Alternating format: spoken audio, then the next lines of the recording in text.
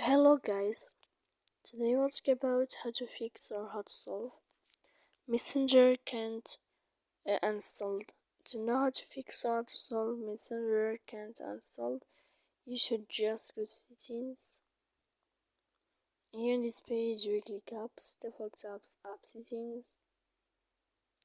Then in this list you will search about Messenger app. Then in this list of app and for you we click on first stop and you click OK. Then we'll enter to storage. After that we click clear cache and in the end you can go to Play Store. You will find your Messenger uninstalled, then you can click on it. You will wait a moment and you can try to install again your app. So please don't forget to support us, bell icon and subscribe. See you next time.